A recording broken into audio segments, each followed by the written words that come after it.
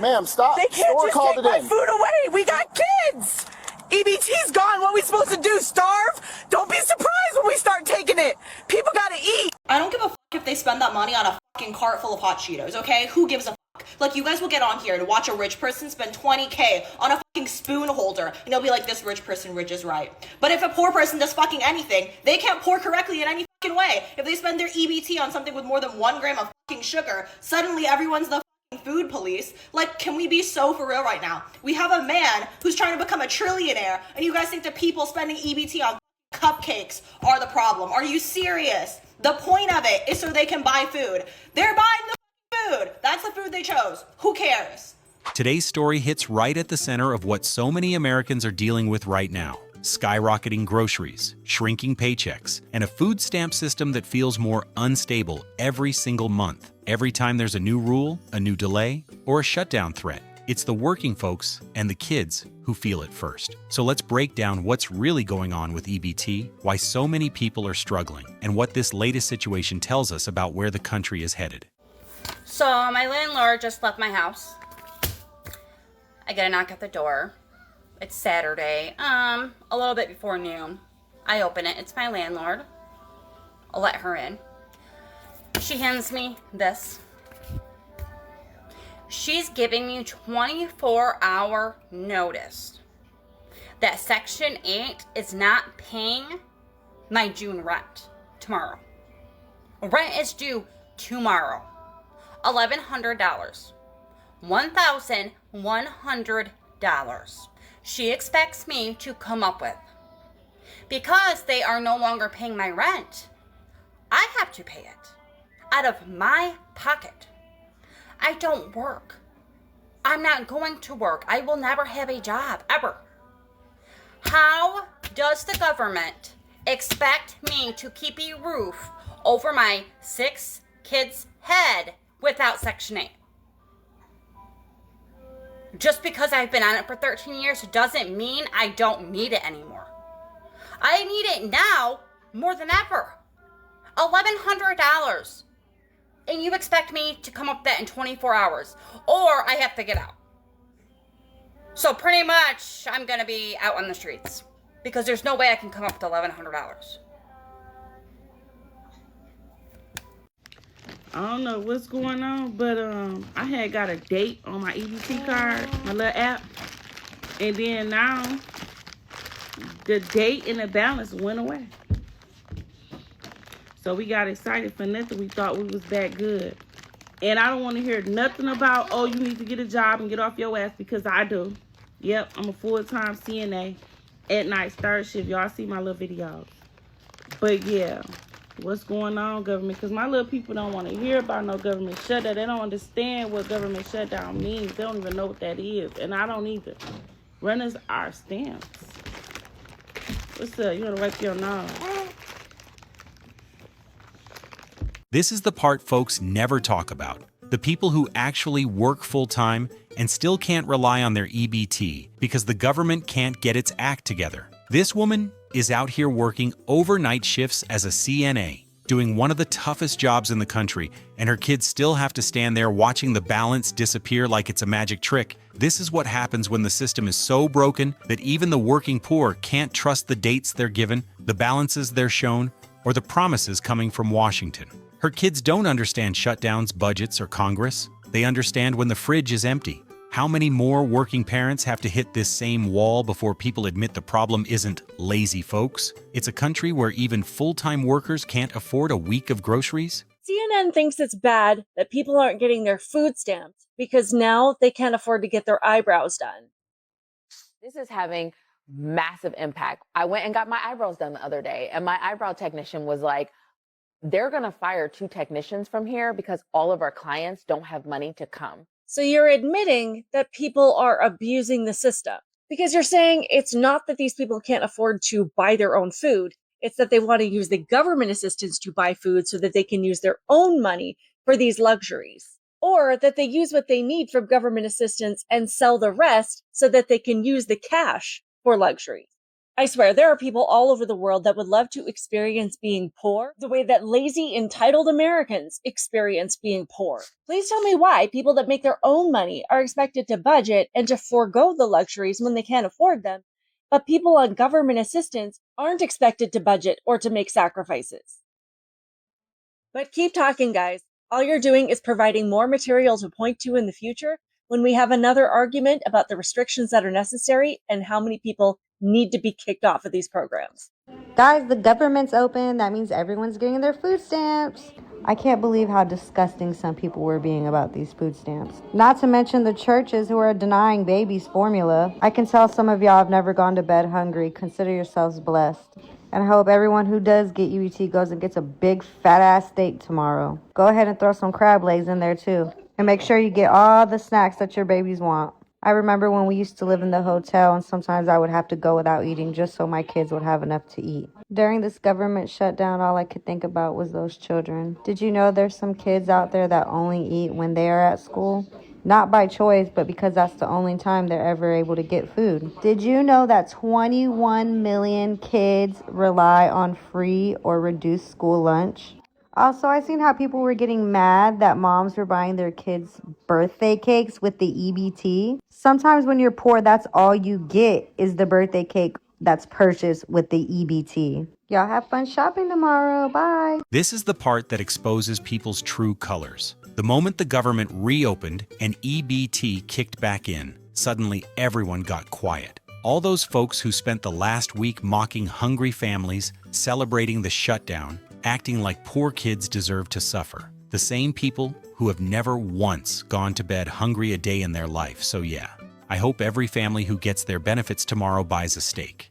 Get the crab legs. Get whatever makes your kids smile. Because if this week proved anything, it's that the loudest critics have no idea what it means to struggle, but a whole lot of opinions about people who do. Be honest. After watching the way people acted this week, do you think America actually cares about hungry kids or just loves judging people who are down? So the lady just got her stamps for the month of November to find out that $600 some worth of stamps are gone. Everything is gone except $20. The lady said the only thing she did was when she checked for her stamps, she had over $600 in SNAP benefits covered for this month. They came on her card. She said the only place she shops is Walmart. So she made a purchase at Walmart because she doesn't have a car. So when I guess the order didn't arrive or whatever, and she goes to check her benefits or whatever, somebody has taken everything off her SNAP benefits but $20. So we know it had to be an inside job. Something ain't right. This lady was hysterical, holding back the tears. I felt so sorry for her because you could hear her ask her child in the background, when do we get our stamps? And I think the child said November the 7th. She said somebody has stolen all of my stamps except $20. This is sad. These are some trying times we're living in. People are desperate and they would do anything to feed their families. But I'm hoping that Walmart has something in place to reimburse that lady because she said she only uses her card at Walmart. So it had to be somebody at Walmart that took it upon themselves to figure out how to steal all these ladies' stamps but $20. This is sad. $20 they left out of over $600. I hope Walmart reimburse this lady or figures out how to help her out because that's a lot. And those are all of her stamps for the month of November. These are some trying times we living in and people are desperate. They're doing what they got to do to feed their families. But did you have to take that lady's food stamps, all of them, except $20? So Donald Trump and his administration are still actively pursuing the end of SNAP benefits, period. So even though the government is set to reopen, Donald Trump and his administration are actively fighting the Supreme Court and the lower courts that ruled that he did not have the right to stop benefits going out. He actively just submitted another appeal at 12 o'clock because they don't want to administer food stamps, period. It was never about a government shutdown. And if you don't know why this is going on, Ketanji Brown Jackson is the one who issued the stay on the order to issue all of these food stamps out, $4.5 billion. And in doing so, she kicked it back down to the lower court so that they can justify and explain their reasoning for saying that they don't have the right to stop that payment, the Trump administration. So now, even though that the Democrats have caved to everything that the Republicans want, the Republicans are still actively in court fighting the benefits of SNAP going out. They do not want SNAP around, period. And they are actively fighting it in court. Now, Ketanji Brown Jackson gave the Trump administration till 12 p.m. to figure out if they were going to pursue the stopping of SNAP benefits. And you know what, you guys, they submitted the appeal at 12. They did. They don't want it. They are trying to even get the money back that they already sent out to recipients. They want the money back. They are telling states that if they sent out SNAP benefits, they need to undo them, and they are fighting in court to get the money back. Well, for everyone who's saying this is the government, no, this is the Trump administration. This is the Heritage Foundation. So not only will people lose healthcare, bitch, you're not going to be able to eat.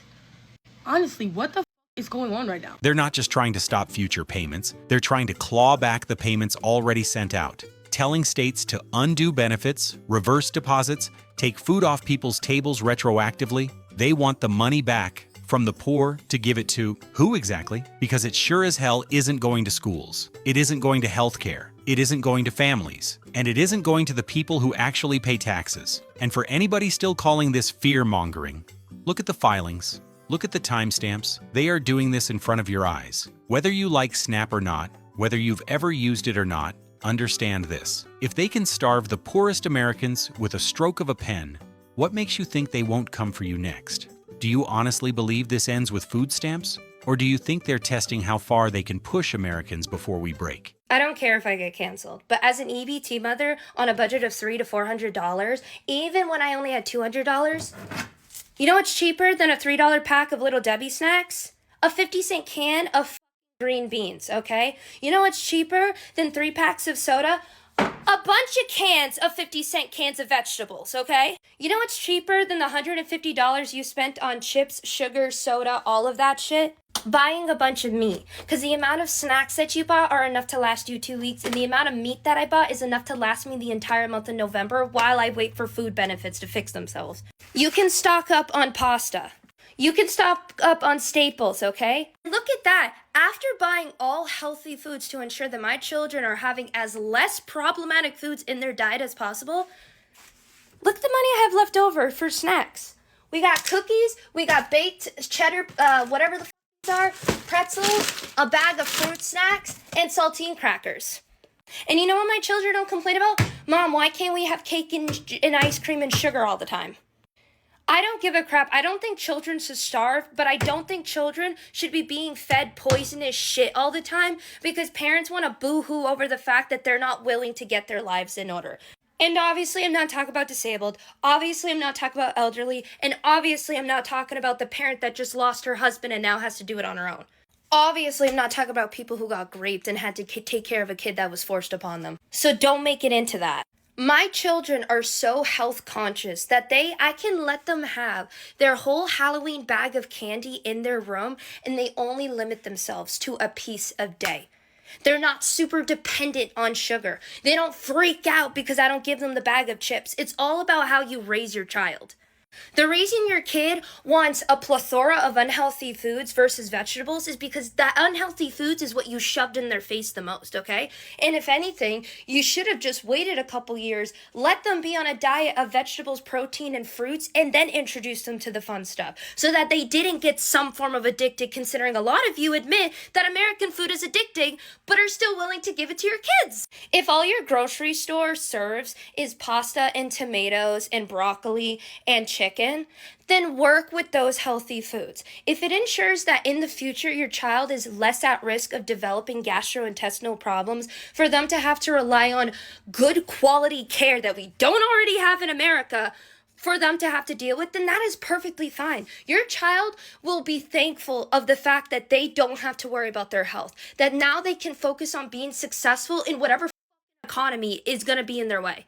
I'm not going to sit here and continuously make excuses and boo-hoo. I do not like the fact that when I go and show up on the 5th to go get food because my stamps have loaded, that all I'm seeing is people's carts filled with endless shit, and my cart is filled with fruits, vegetables, and protein, bro. I pray that they do fix the SNAP, that they make it like WIC where you're only allowed to buy certain foods in certain categories. Like if you want vegetables, you can only buy vegetables. It doesn't matter what type of vegetable it is, you're allowed to buy vegetables. Dairy, you're allowed to buy dairy, but it has to be milk and ingredient-based products, not endless ice cream, endless cheesecake, and all of that.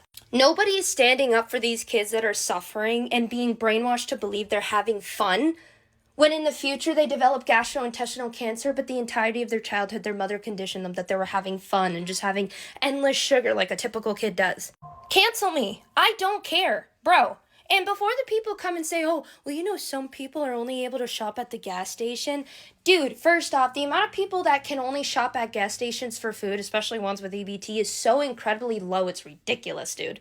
Most often than not, if you have access to a gas station, you have access to a grocery store right nearby. Maybe it has to be 30 minutes away if you're out in the middle of nowhere. But then it raises the question, why did you have a kid? Were you raped? Was this a case of you, unfortunately, whatever? Why did you choose to have sex knowing that it makes a baby? Why? Oh, and now you're gonna get, oh, Scarlett, how dare you blame people? Because you're making decisions that are causing children to have adverse effects. That's why I'm mad. I am mad at adults making decisions that always leads to a child suffering. It's not that hard to understand. Cancel me. I don't care. If me speaking up for other kids and ensuring that other kids have a 100% success rate in a country that is willing to do everything in their power to put them down, I will be the voice of those kids. I'm not going to support you and your need to have soda. I'm going to support that kid and their need to have a healthy diet so they don't have to suffer, because IBS, cancer, all of that is horrible, and we already don't get good enough healthcare in America. Complaining about the healthcare system, but yet putting a strain on it, right? Common sense, right? 1 in 6 children have obesity. 1 in 20 kids have severe obesity. Gastrointestinal cancers are on the rise. IBS is on the rise. Oh, do you think it's just because of the vaccines? You don't think it has anything to do with the food you shove in your mouth every single day? This right here is exactly what happens when the conversation flips from food insecurity to food morality. And honestly, there's truth in what she's saying, but also a whole lot she's missing. People don't buy junk food because they're stupid. They buy it because it's cheap, it's shelf-stable, it keeps kids quiet for a minute, it takes zero prep when you're exhausted, and it's sitting right there in every aisle on sale for $1.49. You can't lecture people on smart shopping when they don't even know if their benefits are coming next week. The entire grocery store is engineered to make people fail. The cheapest calories are the worst calories. Do you think SNAP should limit what people buy? Or do you think the government should mind their own business and raise wages instead? Drop your take in the comments. All right, folks, that's where we're ending today's video. If this story hit you the way it hit me, just know you're not alone. Millions of working Americans are trying to stretch every dollar and make sense of an economy that just doesn't make sense anymore.